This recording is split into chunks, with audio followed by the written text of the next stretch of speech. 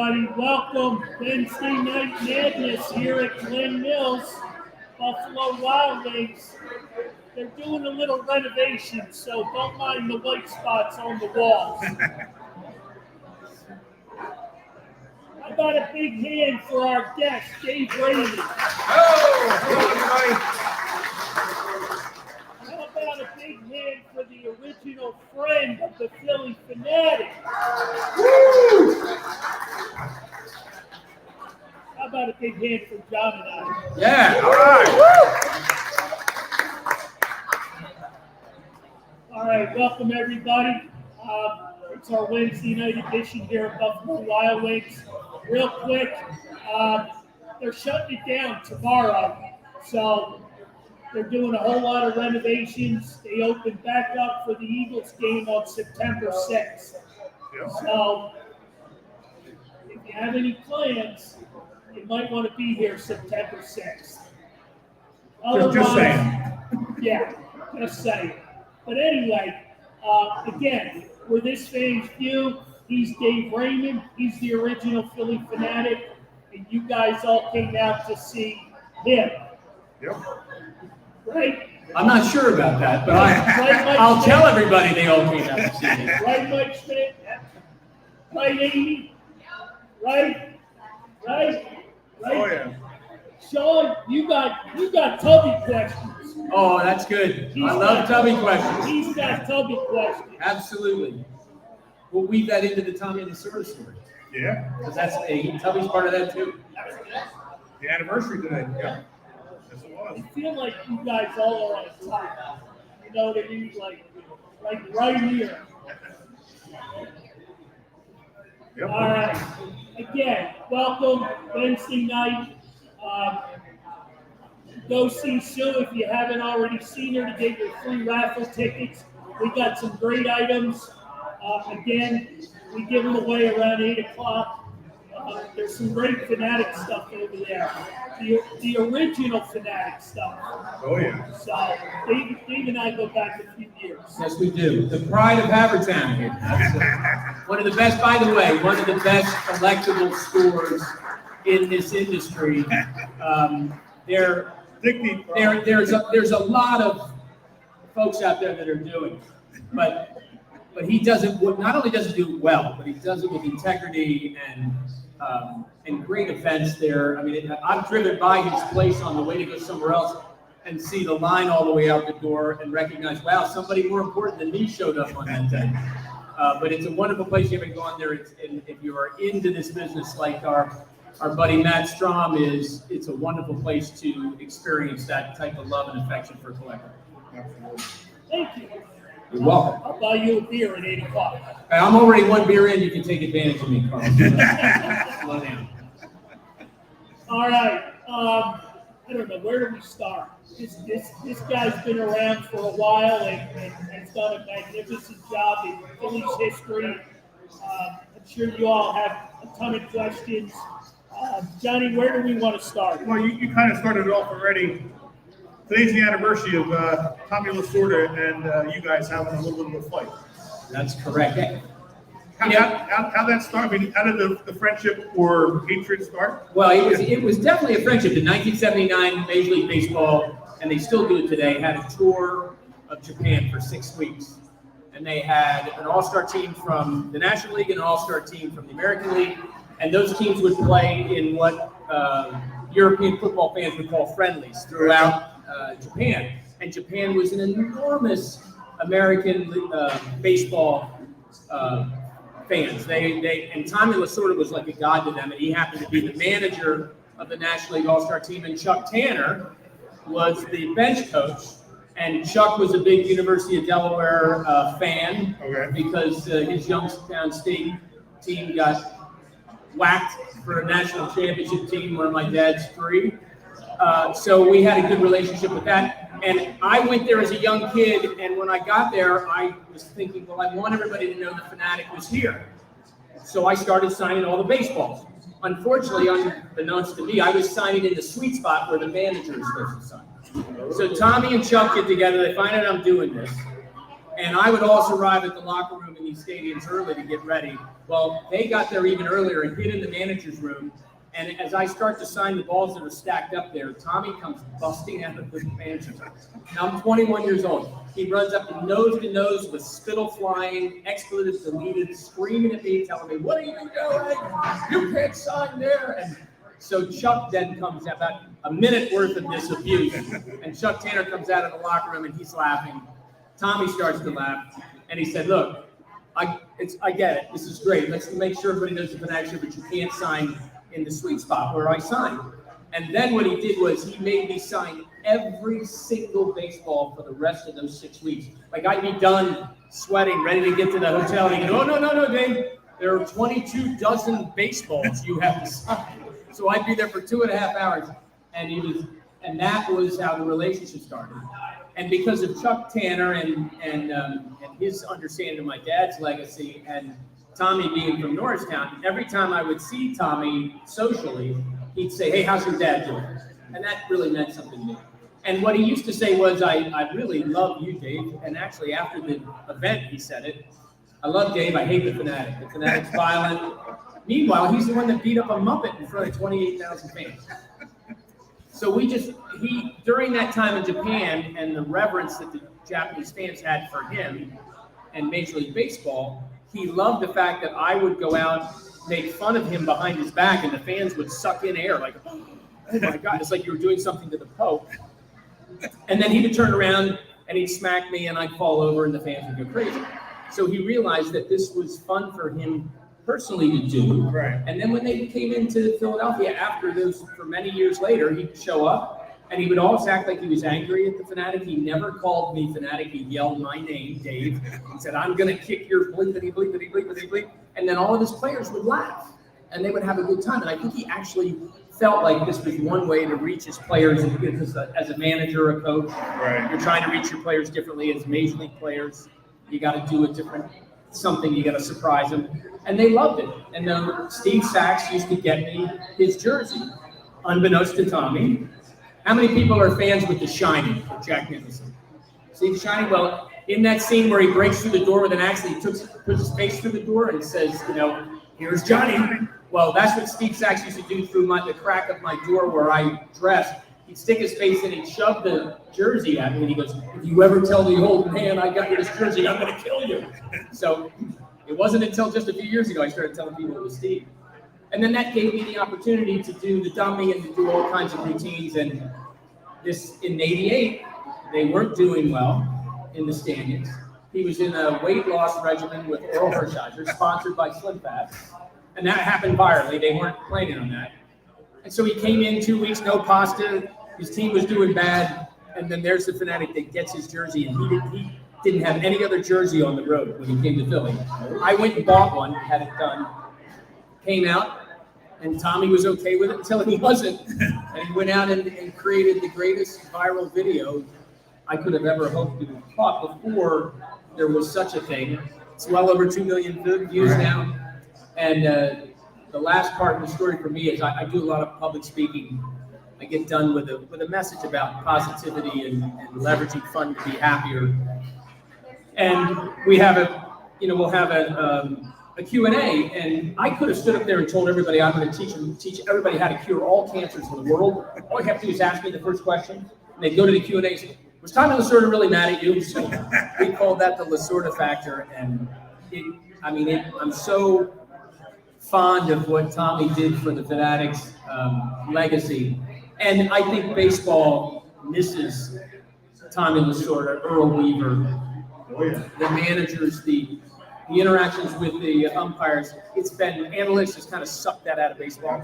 So I miss him as a human being, but I miss him as what everybody loves to see that we don't see that much anymore. Yeah, that's what's missing, definitely today. All that interaction with the umpires. And the only thing that you can relate it to in today's world is how Harper has embraced the Fanatic. Yeah. Because you'll appreciate this, Carl. So the little headband with the eyes probably would normally be a $10 item. It's like $22 because he wears it. He's got, he hits a grand slam. a few months ago, and I looked down, there's a shin guard with the Fanatics face on it when they show the replay. And he, whether he's done it because he really does love the Fanatic, which I think was a big part of it, or whether he did it to connect to us, it worked. So you have to have these personalities that accept the Fanatic the way we do to really make him, beloved like we think he should be. Exactly. Talking about umpires, how is your relationship with Eric Rank? Eric was, yeah, he was wonderful. I actually got to know his family and his kids. We lost him too, and but he was the one that would always say, "I taught you everything that you know," because he was one of the first umpires that actually not only interacted with me but danced with me. Yeah. So I would do the routine where Eric would stand there stoically, and I would be dancing behind him and fiddling around. And all of a sudden, the Fanatic would turn his back, and Eric would do a little dance. Everybody would go nuts, and the Fanatic would turn around, and Eric was stopped. He had good timing. He was a wonderful human being. I love his story about the Mary Sue Styles giving the home run call, where he lost it. He said, when he tells the story, he goes, "I'm looking down there. No, I don't know where it went." And I'm looking at Mary Sue Styles, and she's jumping up and down. I said, "Well, if it's all right with Mary Sue, it's okay with me. Home run." So he had that wonderful personality and was a good friend. And again, that sort of interaction made the Fanatic, I think, what he is today, a part of the Phillies atmosphere. So he taught you all your dances. Yeah, of course, I have to give that to him. His wife and kids would tell me the same. Exactly. There you go. Questions? Anybody? Because I don't want this night to get away from us and you guys miss an opportunity to ask Dave a question. We have plenty of them. We can fill a couple hours. Exactly. I don't want you guys to go home angry and say, "Man, I wish I had asked Dave a question." The first question we get, you can come up and grab a World Series ring that you can still wear because it's small, and take a picture. Happy to do that with you. That's why I wear it. So I remember the first time I saw a Super Bowl ring on a plane, and I was just a young kid, and I was amazed. So I bring this so everybody can enjoy it. So ask a good question, we'll let you wear the ring. How about those Wall of Fame rings? Oh my God! Here it is, right here. There's the Wall of Fame ring right there. I didn't mean to cut you off. Right. Great question. Why did we make the Mascot Hall of Fame, or why did we build it in Whiting? Simple answer is because Whiting called and said we want it here. I will tell you something that maybe you don't know. Unfortunately, those doors are closing. It's not because it wasn't a success. It's because British Petroleum wanted to buy all that land. So it's going to close September 15th, and we're actually talking to people in Philadelphia to maybe bring it here. Oh, so we'll keep our fingers crossed. Breaking news here on this radio. Here we go. That's awesome. Home of Gritty and the Fanatic. All right, don't steal my thunder about Brady, okay? All right. Stop right there. Lauren, Lauren, you want to do anything in particular? You want to do the Mattis Minute? I mean, I guess, yeah. All right, real quick. Again, the raffle tickets. Grab your raffle tickets. All of that money goes back to the CCC charity. Doing great things in the community. Take care of your servers, please. They're going to be shut down for a couple of weeks, so we need to help them out for a little bit of time. Again, big things are happening September 6th. Isn't that right, Eric? Big things. Eric's the home of the Buffalo Wild Wings swag. So come on up here. He's got a table layout of all kinds of goodies. Oh yeah. So come up and meet Eric, see Eric, talk to Eric. He's the man with a plan. So we're not sure about the plan, but we're sure about the man. The only way. So again, thank you everybody for coming out. My biggest question for Dave, and you hit on it just a second ago, is Brady, because I'm a big hockey guy. Well, and I am too. I mean, unfortunately for us Flyers fans, I became a fan in 1974 and 75 when they won the Stanley Cup, and I was on the campus, University of Delaware, my fraternity house, and there were a bunch of Flyers fans in our fraternity, and I really learned to love the Flyers. I became friendly with Bobby Clark and Coachy, and because as a fanatic, I did their summer camp every single year. So I've always loved the franchise. You know, with the former owner who just could not stand mascots. He didn't like the fanatic coming over to hockey games. I used to just come over to Sixers games. I was allowed to do that, but when the Phillies would get a call and say, you can't let the fanatic just run into our building unannounced, and back in the day, it was simpler times. But I was always disturbed by that because I wanted to be able to love the Flyers the way I did. So lo and behold, back in 2018, or actually it was a little bit in 17, they called me and said, we want you to help us do this. And I said, great, there's a process that I'd love you to follow. And ultimately, you're the one that's going to decide what you create, not me, because my job is to go and have them tell a great story. And then from that story comes images that become the character. That's really what the Phillies did by accident with the Fanatic. So I got there, we had a couple of meetings, they went off and they wrote this amazing story. And then we got a designer in there to start trying to draw designs. And Sean Tilger, their boss, kept saying, it's not scary enough. It's not scary enough. And so we brought in a gentleman from Flyland Designs who immediately started drawing images that everybody loved. And I went to Sean and said, hey, these images are great. I love them, but they are very scary. You said this effort was for kids by kids. Right. I think this looks like Stephen King made it to eat children. So let's be careful. And he actually he didn't get angry at me. I was good friends and continue to be good friends with Sean. He poked me in the chest and said, you told us it, and we followed what you did, what you said we do, and we did it, and this is what, I go, you're right, you're absolutely right. I'm just nervous. And I had told them to expect 6 months of negativity. Then everybody, no matter how good this was, how much we liked it, everybody was going to hate it at first. Right? And I said 6 months before we had a great performer. We knew the Flyers were fully behind it. They cared about it. It was going to be successful, but it would take a while. It took 48 hours because they rolled him out of the Police Touch Museum. 300 elementary school kids. Not one of those kids ran in terror. And in my 46 years of experience, I've never seen a rollout where some young kid didn't run away. Right. So I thought that was good news. All of the tweets were coming in, and Joe Heller, who was my lead with the team, showed me the tweet. And I said, look, I told you it's going to happen. And the tweet said, he sucks, I hate him. But all of their people were laughing at it.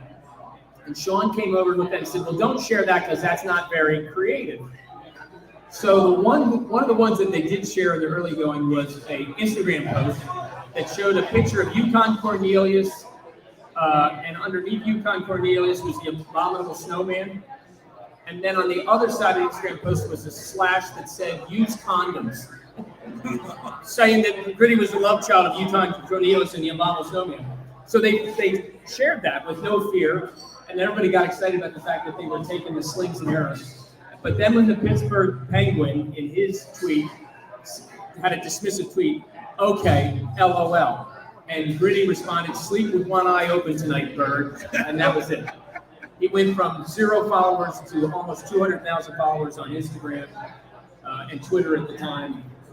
And they now have an amazing, if anybody wants entertainment, just flat out entertainment, go to Gritty's social feeds. They're hysterical. During COVID, he did a Rube Goldberg routine where he had a ping pong ball and one pot, and he would throw it to one pot would pop and it would go in a solo cup. And then scene cut, next one, there's 2 pots. Boom, boom, boom, goes in a solo. By the time he's done, there's like 15 bounces and it goes in a solo cup and you see Gritty jump up. And I said to the performer, how long did it take? He said, well, I was there with my girlfriend. We were shut in the house.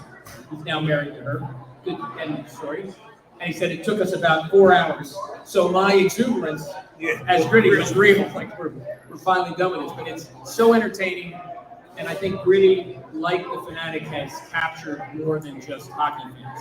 He's captured, and you see the kids And so there was a time when the current best friend of the Fanatic called me and said, "Hey, Gritty wants to come and dance on the dugout with me. What do you think?" And I go, the Fanatic's the Pope. No worries. He'll come and bless Gritty and say, "Welcome to the team." And I remember seeing that dance. It was really great. The place went nuts. And the heavy guy that has all the tattoos, had to fill in a Gritty tattoo after that moment because he knew he had to include Gritty because Gritty was one of us. So those I think it's so wonderful to be with an organization that did what the Phillies did and created the same type of success. Great story. Yep. Questions, comments? I'm going to keep throwing it to you guys, all night long. Yep. Barnes coming. All right, I got a question. Blue heads first and the gentleman there. All right. Hi. I just want to congratulate you. I think you put mascots clearly on the map. It's like a whole part of sports, and I really believe it's because of the Fanatic and really is you. Which leads to my question: can you talk about like the personality, so to speak, of the Fanatic? Like, was there training? Like, did they talk about that, or was it really all you? Because it's just incredible that I go to a game and I want to watch the Fanatic, never go to the game. And I think that's a lot of people attending the game. Was that running into you, or were you coached? Was there... Hey, what's your first name? My name is Chris. Chris, thank you. I appreciate the question and thanks for the kind words.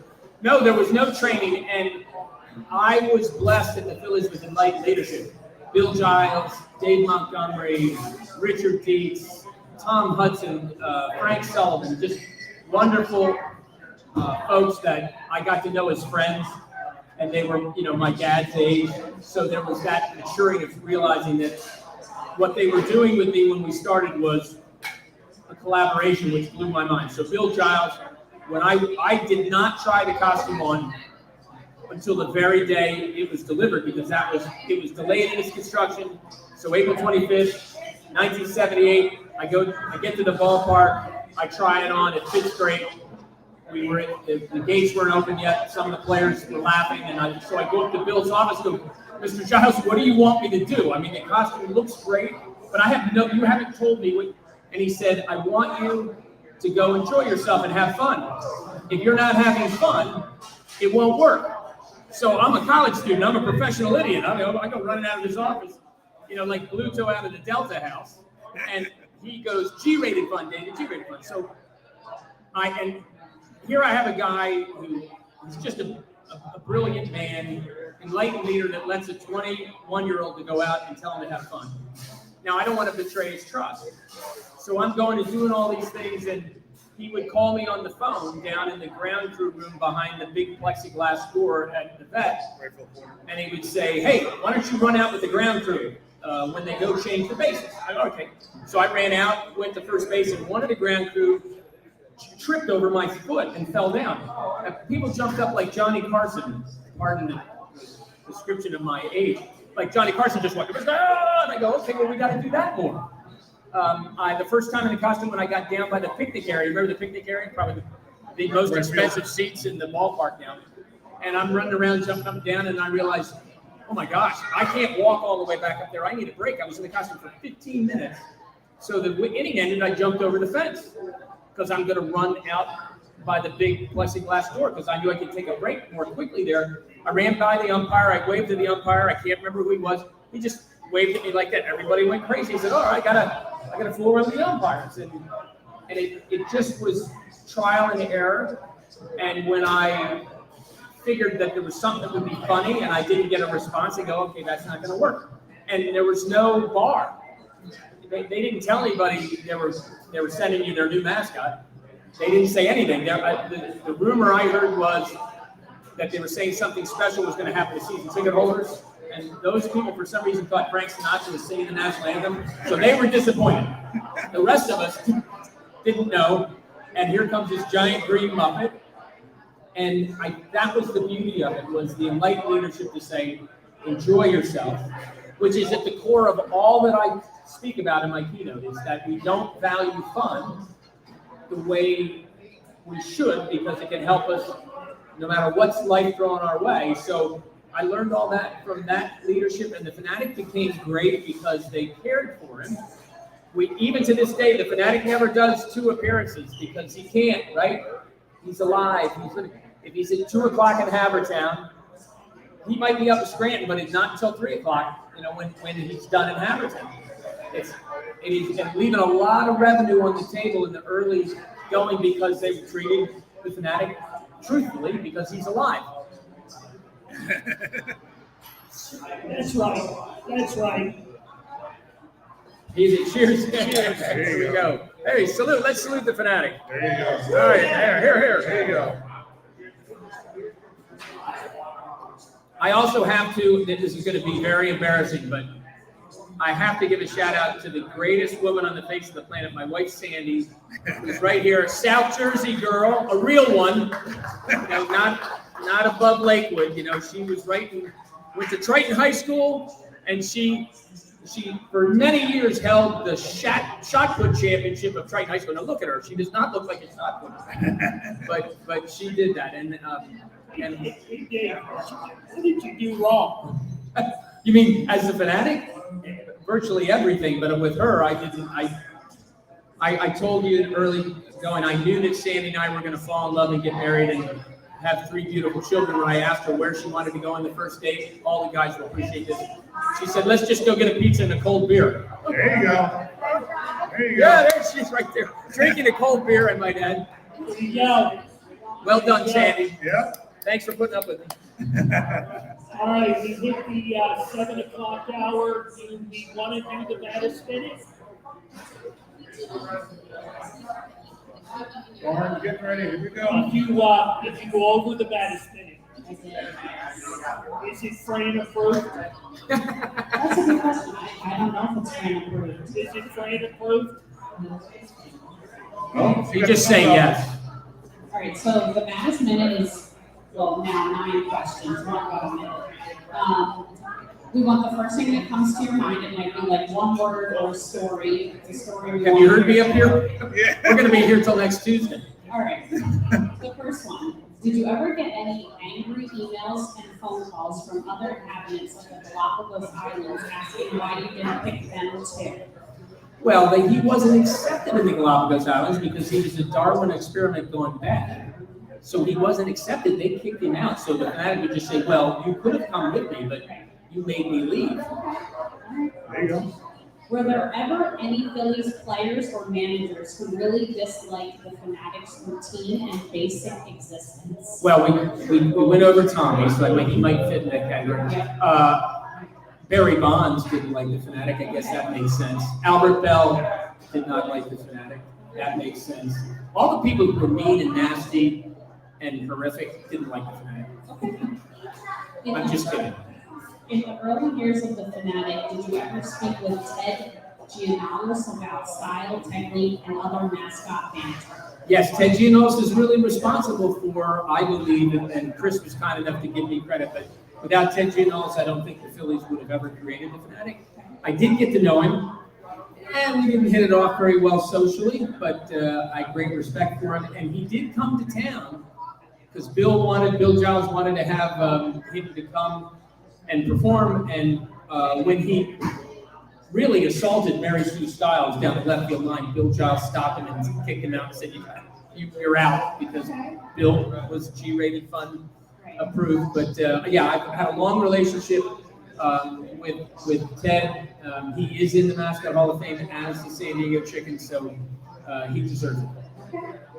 If only one of these events could happen this year, would you choose A, the Eagles win the Super Bowl, B, the Phillies win the World Series, or C, the Delaware Blue Hens win a football national championship? All right, well, I'm going to kick the Blue Hens out because they're actually not available for postseason play because they jumped up to the championship or the bowl FBS. So, oh my gosh. And I can't have both of them win? No, Because technically the Phillies could win the World Series and, okay. Yeah. it does say Two different this years. year, so I mean, this All question. right, I'm going to give you my honest answer. The Eagles win in the Super Bowl. I'm sorry. I'm sorry. Well, the Eagles But I'm not can't- saying that's going to happen. I'm just saying All that. right, thanks everybody for coming. It's been a great night. and the Eagles can't win this year. Yeah, I'm a football guy. I was brought up by a football coach, a Blue Hen. Did you ever throw up or have any other issues in the suit while performing on game day? Yes, I actually experienced heat stroke. Didn't know what that was, but I'll tell you what, when you get heat stroke, it's dangerous because you feel like you're drunk. I mean, if you look it up, you feel you're completely euphoric and you don't know you're in trouble. Fortunately, that was during the picture day, you know, when they put all the standards out in center field, and I was just out too long, and Cooper grabbed me and threw me in the Phillies locker room shower and dumped a bunch of ice on me, and I realized it was not something to fool around with. So I learned a lot about taking care of myself and helping the Fanatic. Please tell us you had multiple suits and that they were cleaned every day because they had to smell really bad at the end of the day. In the early going, we had one character costume, and it was for 2 full years. And the folks in New York who designed it told us we could not get it wet and we couldn't wash it because they were involved in nothing but, controlled situations. So they said, hang it up to dry.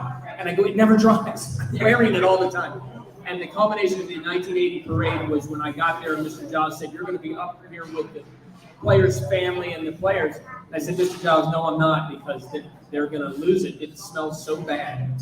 So they put me on a flatbed at the end of the parade all by myself, which was the best place for everybody and for the Fanatic, because it was a beautiful view of the wake of 250,000 people. If the Fanatic and Gritty were left on a deserted island together, which one would survive the longest? Oh, the Fanatic. And Gritty is just too busy trying to destroy people, including himself, by the way. He's a tortured soul. So the Fanatic would, like a Tasmanian devil. So he would wear out very quickly. Fanatic does have living disabilities. Did you ever think about how great your dance routines could be if only Taylor Swift was born 30 years ago? Oh my God! Well, her father went to the University of Delaware. So when you go on a tour of the Delaware campus, you go by this dormitory and say both Joe Biden and Taylor Swift's father stayed in this dormitory. I don't know how they worked that out. Time out. Mr. Mattis, why is there always a Taylor Swift reference? I have Smart to ask. man. I have to ask. It's a very smart man. It just happens. It just happens. Well, Taylor Swift would be one of the. Oh, sorry. Go ahead. I'm sorry. You ran out of the flat rate, but those have been gone, please. I'll get you made with Taylor Swift. Taylor Swift would have been one of the artists I would have loved to have been able to jump up on stage with, because I had a chance to do it with Billy Joel, and Billy Joel was amazing. And I think she's the type of gracious artist that would say, "Hey, we're in Philadelphia, let the Fanatic come up." So that's what I'm guessing, and I'm hoping right. You're sticking with it. Yeah, thank you. All right, and the last one. Please tell the truth. Do you have a spare Fanatic suit hanging around the house that you wear from time to time just to feel nostalgic? Oh my gosh, that would be the most amazing thing in the world if I did. I do have a pair of his old rain galoshes. I was able to acquire those, and they're a mess because the foam inside of them is falling apart. But I'll tell you what, I couldn't last more than, I could give you a good 5 minutes as the Fanatic right here. After that, I would need about 2 hours for a break, so it wouldn't be very good for the Fanatic's performance. It is the most difficult thing you'd ever do, so I'm not nostalgic for that. What I miss is what's fun about being here is the fans. These fans are, and I've traveled all over the country and around the world. There are no fans, and I'm telling you, it's not to get a cheer. There are no fans like the Philadelphia sports fans. They are the smartest, they're the best, they're the most cantankerous, the most passionate, and I love being a part of that. I'm one of them now. I watched Taiwan Walker for 2 innings and turned the TV off. And then I kicked the dog and screamed out the window. So I'm right there with all of that. You can't kick the dog. She works for you, maybe that's amazing. I have a fabulous dog, and I would never do that. You can't kick the dog. All right, and that's about time. Yay! That's great. Let's give it up for Taylor Swift. Hey, by the way, September 6th, do I have the right date? Yep, Friday night. The Reading Fight Phils are honoring Taylor Swift. Big night. They're going up against the Eagles. So I don't know who gets the bigger crowd. Well, if Taylor Swift shows up, I think they might give us a run for our money. She's from that area, I know. right? Yeah, Huh? she's from there. Yep. A lot of Taylor Swift stuff. Tony, I think Lauren's ready for some trivia. We're ready for some trivia? Trivia. All right. Here we All go. right, here's the rules. We got a lot of new people and a lot of old people. Hands up, Lauren will get to you. You can only win one prize. All right? One prize. That means you, Mike Schmidt. That means you, Kevin Schmidt. That means you, Phil. That's you're okay. This is why they're sitting right up front because Oh, they're all yeah. winning the trivia. Yes. Oh, yeah. I know. I played trivia around my house, and there was a little table. Guys that you could tell come in every Tuesday night, and they beat us as a family. It was Yeah, they're good. They're very good. disheartening. Good Delco people right there. Right there. Yep. St. Joe's, Villanova. Where'd you go to school? Cabrini. What's wrong with that? Nothing. That's a good school. Nothing wrong with that. Villanova bought There you go. Nobody that's smart went to Villanova. Just let's be clear. I played pickleball with the Villanova guys, so I'm really up on my jabs and my Villanova friends. All right, Johnny, let it rip. All right, here we go. When was the Mascot Hall of Fame established? By what year? Yep, in the middle there. 74. No, that is incorrect.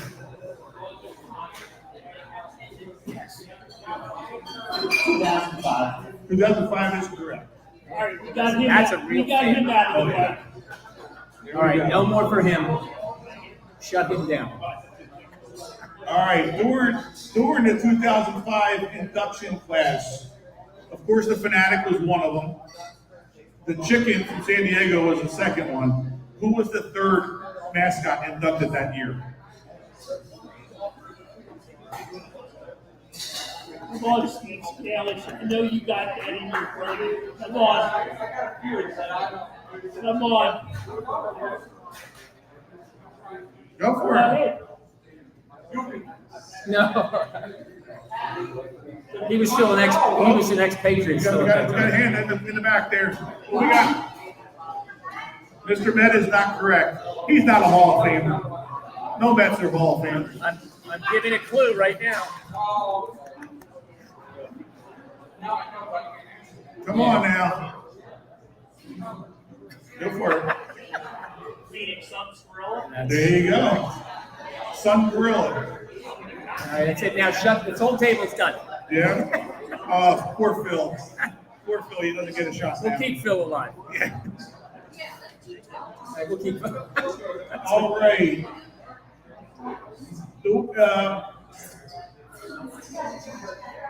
Dave was the Fanatic during which years?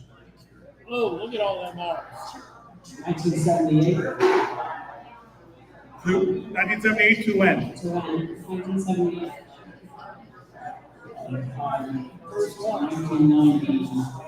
1992. Incorrect. All right. Half correct.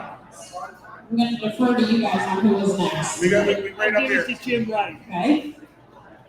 78 and 93. That is correct. That is correct. Well done. Wow, I could be making a killing. I know all the answers to this. Yeah, well, there you go. At least you're not being like Ron Jaworski. He answered all the questions. Of course he would. That's right. Yeah. All right. What is the Fanatic's mother's name?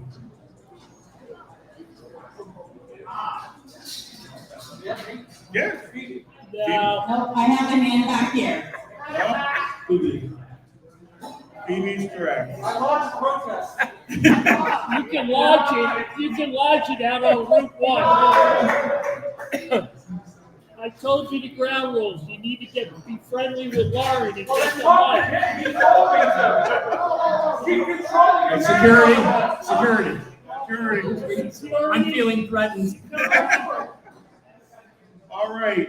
Since 2005, once the Mascot Hall of Fame was included or established, how many inductees do they have in the Hall of Fame? This is a hard. Mascot Hall of Fame. Does that include this year's class?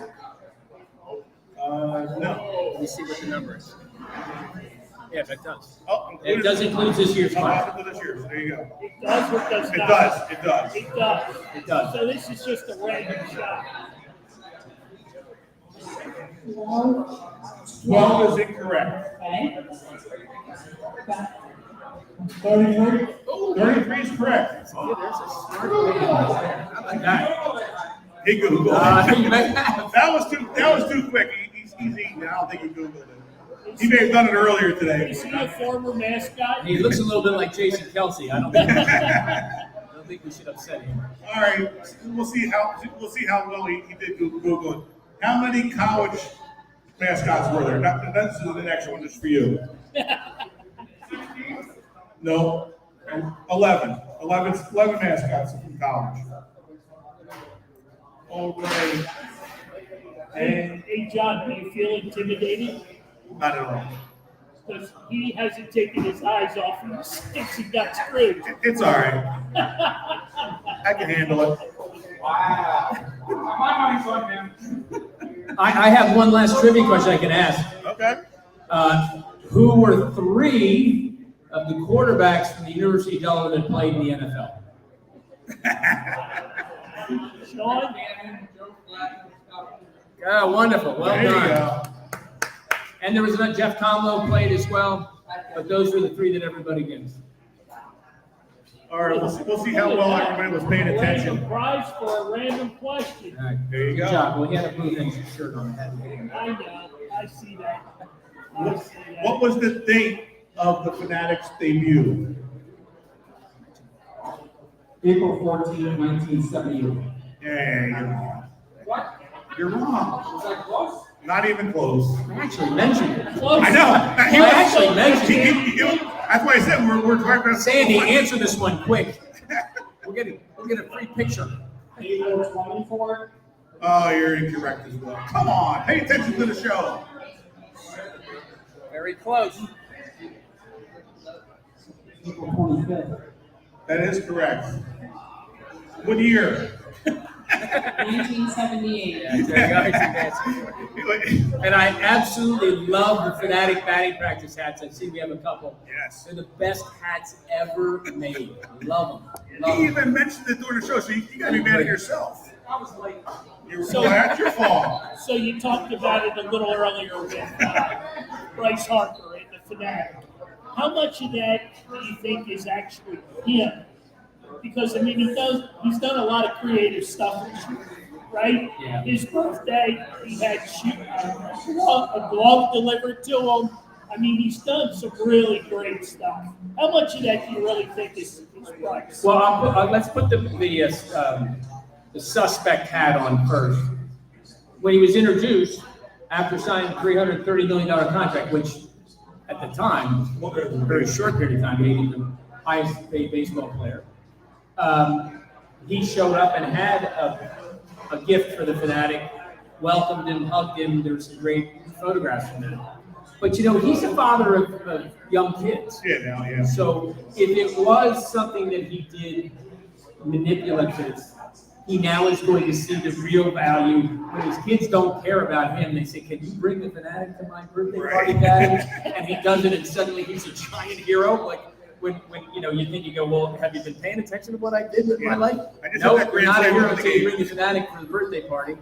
And I think I want to believe that he did it first because he felt it was the right thing to do to connect to us. But I think now the way he has engaged it and the things he's done are just so much fun. I mean, when you talk about powerful fun, Bryce Harper has embodied leveraging fun to connect to our fans, to make bigger fans, and certainly hopeful that we will win the World Series this year. And if we do, he's going to have to be part of it. All right, great segue, right? Great segue, 2024. This is the year, right? They have to win this year. Yes, but our determination of this being the year does not make it so, Carl, and I know you know that. But I'll tell you, if they do what they did to kind of get out of this slump that I think they've done, if you notice, Harper hasn't hit a home run since July. He's had a number of very important base hits. Today was a complete example of what they shouldn't do. They just look like they have no discipline at the plate. But if they employ a little bit of that small ball to move them through the time when they're struggling, we would have won Game 7 last year against Arizona and gone to the World Series. Yeah. I think they've learned how to do that when they need to, and that's the only thing that scares me. It scares you too. Like, it could happen. The same thing that happened last year could happen. But I really have a good feel about this group, and I think I'm almost certain that they will be in the World Series. And we've got some great baseball teams. You know, even Houston and the Dodgers, still the Braves, but the Yankees, and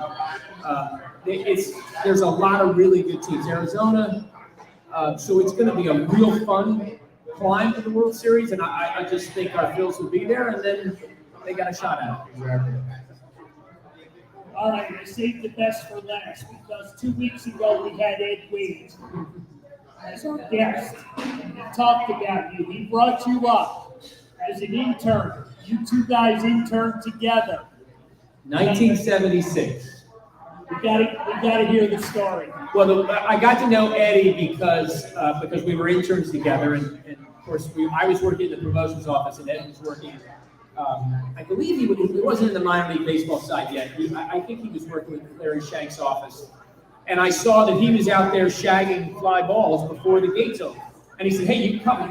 We got a bat boy uniform. You can go out there and shag fly balls." So that was my opportunity to actually meet Tug McGraw, was because Ed asked me to come out there, and Tug was always out there early, and he saw that I was left-handed. And if you drink Jameson and you're left-handed, Tug McGraw loves you for the rest of your life. So he didn't know whether I drank Jameson at that point, but I was throwing a ball left-handed, and he just yelled at me. He said, "Hey, are you a left-hander? Did you play baseball?" I said, "Yeah, I was a pitcher." He says, "Throw me your curveball," and he got down in the catcher's stance. And I threw him a curveball, and he yelled at me, "That's a major league curveball," which I knew it wasn't, but that was Tug McGraw that said it to me, and that started a really long-term relationship with him, his father, Frank. Unfortunately, the same disease that took my mother's life took Tug's, but we were so close, and that was because of Eddie. But my favorite story about Eddie was Ruley Carpenter was the owner, and he had put a backboard down in the same floor where the Phillies locker room was, and the backboard was up against just a cement wall, so you couldn't make a layup. And the story goes that Ruley did that because he loved to elbow people and knock them into the wall, because he was that type of guy. So we had a 3-on-3 league. So my team was, get this, my team was me, Eddie Wade, Dave Montgomery, and Richard Dietz. And this was the first time I really got to know David. So we played a couple of games, and Eddie and I were subbing out. Separately, Richard Dietz came up to me the following day and said, "Hey, I just want you to know Eddie is a little upset that you're shooting the ball too much." And I went, what little son of a gun? And then Dave Montgomery had gone to Ed and said, Dave was saying that, "Look, you're a ball hog. You don't pass the ball. You really should start passing the ball." So they set Eddie and I to get up together, and we were about to start pointing each other like we're going to go each other, and then they laughed and said, "Oh, it was hazing for this team." So I mean, there I am with one of the most beloved guys in the Phillies, David Montgomery, and Richard Dietz as well, all part of that group that really built Citizens Bank Park, that created a family atmosphere that Ruley Carpenter and his family loved, and if you can imagine how excited I was to be able to have a job with the Phillies, but then to get to know these people and become friends with them, and I couldn't be more blessed in life to have been working for them. And the only thing I'm sad about is not being so connected to the fans. I'm a fan now. I go on the ballpark, pay for my tickets, buy my merchandise, which my wife, when I first retired, went out and bought me a Phillies hat. I said, "Oh, don't waste your money on that." Meanwhile, I'm in there with the Mitchell & Ness $175 baseball jacket now, like all excited. So I'm truly a fan now, and it's a fun thing to have gone having all that access to being outside of it and really enjoying this team. All right, so before we jump to the last trivia question, I do have a question from the audience. Hey, David, I want to switch gears a little bit here and go to Delaware football. First of all, your father is an absolute legend. I think nationally, but mostly in Delaware. So, two-part question is, one, during your dad's tenure, was he ever offered or entertained changing a job to a D1 school? And two, do you know the origin of his BT offense? Well, let's do the second one first. It's just what's great about it. It was the old single wing offense when he was in Michigan and played high school football. That's what they ran. But let me tell you what the wing T is. Go watch the Kansas City Chiefs run their offense. That's the wing T. All it was considered, 3 yards in a cloud of dust, but we would have, basically, you could have a formation with 2 slot receivers, which were our halfbacks. A fullback is the only difference now that's eliminated. That would be behind the quarterback. And the quarterback could make some motion, and any of those 3 guys could run the ball, either in a counter move or up the middle, or he could throw to all 3 of them, the fullback. And it just was about confusing the defense. So the modern wing T that my dad took from Dave Nelson and created with Coach Kemsky, our offensive coordinator, is just what you see the Kansas City Chiefs running and many other teams using it as an advantage to confuse the defense. Dad, I'll one-up you on that. Dad was offered many Division I opportunities, including Colorado being the first one, which he turned down because he didn't want to move his family around, which is the whole reason why he got me the job in the Phillies, because he said, look, you may be a great football coach, but in this day and age, you're not going to stay at the same university as it turned out for 50 years. You're going to move your family around. So he turned it all down because he loved Delaware. He was loyal to the Carpenter family, and he really enjoyed keeping his family in one place. But I'll tell you the fun thing. He was best friends with all the great coaches. He was close friends with Bear Bryant. He got along with Joe Paterno, Ara Parsegian. All those guys came to Delaware to learn about his offense so that they could run it. And when Marv Levy was going to 4 Super Bowls, after the first Super Bowl, he begged my dad to come and be his defensive coordinator because Dad knew defenses as well as anybody, because that's what made him a good offensive coach. And he turned him down. And I believe that if he was their defensive coordinator, they didn't have a problem with offense on that team. It was something that he needed. And so I'm very proud of him. He was number 25 on the 150th list of college football celebration, 150 years. He was number 25 on the list of the most influential college football players, college football coaches. But I just want to tell you, the first chance I got to play, I wasn't supposed to play my sophomore year. I was the backup punter. At halftime, the starting punter went out. I came out at halftime. We got stalled on offense, so I would get next to my father and have the kicking team with me. And my dad would normally look at the kicker and say, kick it. And instead, he looked at Coach Kemsky and said very loudly, is that all we've got? Is that all we've got? And I was so nervous, and that made me so angry. I went out, kicked my first punt successfully, and that's what my dad did so well. He knew exactly what to say and when to say to get the best out of his players. And sorely missed, but still, I love the question, and thank you for letting me testify about my dad. He was super. Yeah, he's, I know we got a blue hen here, but that's a big blue hen right there. That's Sean. So, thank you, Sean. Yeah, go ahead. Oh, that's a great one. What's the best piece of thing he said? Keep your mouth shut, do anything they ask you to do, when I went to get the Phillies game, and prove your value. Imagine telling some of the young people that's what they need to do. They're not going to be happy with that. When you show up prepared on time or early, you are going to beat out almost 85% of the competition. And he was the best at getting the best out of you and motivating you. Now, I talk to my kids just not quite the same way, but I tell them the same things. Were you ever Phoebe? Was I ever Phoebe? No, I was not, because when Phoebe was there, I was either relaxing somewhere or the Fanatic was somewhere else. So there have been about 10 or 12 guys that have been best friends of the best friend of the Fanatic. That without them, the Fanatic would not be successful today. Shout out to all of them who where people don't know these folks, and they're really talented. So we've had two main best friends of the Fanatic for 47 years, but there's another 12 young and older people that for 20 plus years worked. How you looking at me? Well, I don't know. You and I are the same. We're the same generation. So whatever I'm saying to you, I'm saying right now. You gotta go to the bathroom, or you have a question?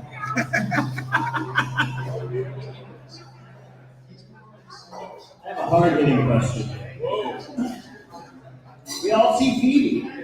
But where's the Fanatic's dad?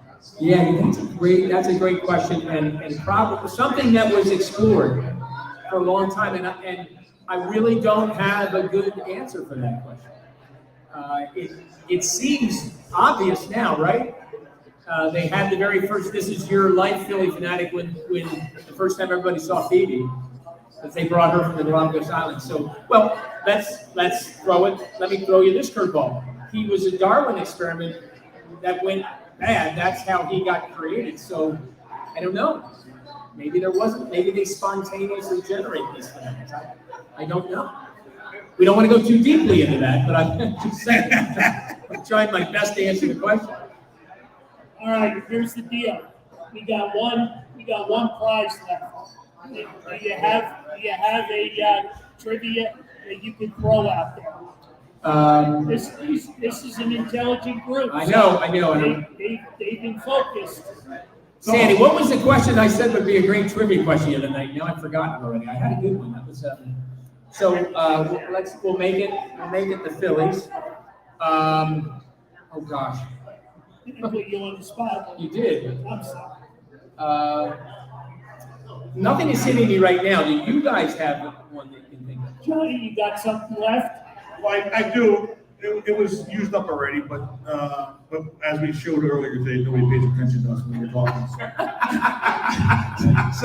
So this is why I'm such a good guest. Thanks, John. Well, I'm just showing. There goes all our hard work. We prepped like 2 hours. I know we do. But you know who I need is Tom Shamoshik, Sam. Tom Shamoshik, but he's a big Delaware fan, a good friend of mine. He knows every statistic about every sport on the planet. So we don't have him. I could maybe text him, but it's going to take too long. There you go. All right. Which state is the Mascot Hall of Fame? You got a cheat sheet over there? I see you looking at the table. Right there. Have that little man right there. Indiana. There you go. There we go. Winner. There you go. Well done, young Good man. job. Super. All See, right. somebody's paying attention. All right. We're closing. We're going to close this one down as much as I hate to say it, because this is about as good as it gets. Thank you, Carl. It's great. It's wonderful. This is as good as it gets. I don't know. I think you may have outperformed Tom on this one. No, Tommy is the man. Tommy is the man. I don't know. Because he's younger than I am. I don't know. I just have one He more can drink question. IPAs better than I can. I have a question for you before we end up here. Who was the most or the favorite player that you interacted with, not a non-Philly, and then also a Philly? Well, my favorite was the first Major League player that actually responded to the Fanatic and actually interacted with it was Manny Sangana. Okay. Which led into the Pirates being the Pirates and the Mets, believe it or not, were two of the most fertile teams that had players that were so excited to come to Philadelphia because they came with ideas. You know, they would tell me that so-and-so, the rookie, stayed out late last night and made a fool of himself. And they said, when he's starting today, when we introduce him, we want the Fanatic to go like this. Now, I had no idea what that meant, but I would do that because the players told me, and you'd see the kid sitting in the dugout with his head in his hands, like, oh my gosh, how does he know that? So that's what I loved about working with the players. But Manny Sangana started. Willie Stargell was also wonderful, but Dave Parker was the first one that I realized that this thread of a personality ran through most players of that level. So he came up to me like many players would after the game was over and say, hey, I love what you're doing. I've got my family at section so-and-so, could you visit them? And during that conversation, Dave Parker said, now listen, I just want you to understand, I'm going to fool around with you all the time, but at the end of everything that we do, I'm going to be mean to you. I'm either going to punch you, or I'm going to push you over, I'm going to slap you, because I love it when these fans in Philadelphia boo me. So I'm going to do that. And every time we'd be out there, I would fiddle around with him, and he would smack me, and I'd go to the ground, everybody would boo him, and he would go back into the dugout. He'd sit in the the top part of the dugout where the fans couldn't see me, and as I walked by, he went. It's like, yeah, that's good, Dave. That's great. It was just wonderful to see. They were kids, and Right. it was a 162 game season, and to have the players look forward to coming to Philadelphia because they had fun with the Fanatic was really a joy for me. And then who was the favorite Philly that you player-wise? I became such good friends with Tug, and Tug was certifiably insane. Let's get that straight. So he was a left-hander, and he was just insane. But I probably had the closest relationship with him and his family. Okay. But all of those players, both on the 1980 team and the 93 team. I mean, Darren Dalton went to my bachelor party. Okay. And my wife would let Darren Dalton say or do whatever he wanted to do. But she is best friends with, or her favorite Philly is John Kruk. Okay. One more quick story.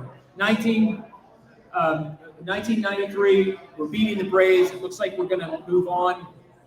It was a big win at home. They had to get on a plane early to go to Atlanta. And my van was parked right in the players' lot, so it was very late in the night because it took me longer to get out than even the players. And as I came to the van, I heard somebody go, "Yo, Davo, come on down here." And it was Crucker. So I went down. He's got a $100,000 Mercedes with the trunk open, and there is a dime store cooler full of cold beer. And their buddies are all having a good time. And I introduced Sandy's first time. John met Sandy, introduced her to his friends, and then I said, "Oh, so you're here," to the guys. I said, "You're here celebrating a win." And Crucker goes, No. That's Sam. He just got out of prison. They all ran down in West Virginia to get him out of prison. They brought him up. It's the first time he was out of jail for like 5 years. Sandy goes, "Oh my God, this guy is great." And look what he's doing on the air now. It's just being that same guy. Still telling them West Virginia stories. Oh, yeah. Yeah, he was asking about men's chest hair a while ago. I was like, he's totally gone off the reservation. Yeah, last night he got ticked off about the vibe. Yeah. What's a vibe? What's a vibe? Yeah, who did he say? Was it Ben Davis or no? I think it was Ruben that he. No, it was Mark. Oh, it was Mark. Mark Mark. This Mark goes all from one extreme to the next. So I'm going to say John Kruk because There you go. I'm going to say Dave Raymond. How about a big hand? There we go. Thank you. All right, and here's just a tidbit of information. Dave has agreed to stick around and sign some autographs. Let's be cordial. Let's maybe one or two so everybody gets the opportunity. I hate being the grounds crew, guys. You gotta do what you gotta do. Happy to do. You can take a picture with the ring as well. So let's keep it real. We're gonna set up a spot and we can form a line. So all right, thanks again. Thanks everybody. Thank you. Go Phil. You think that they're going to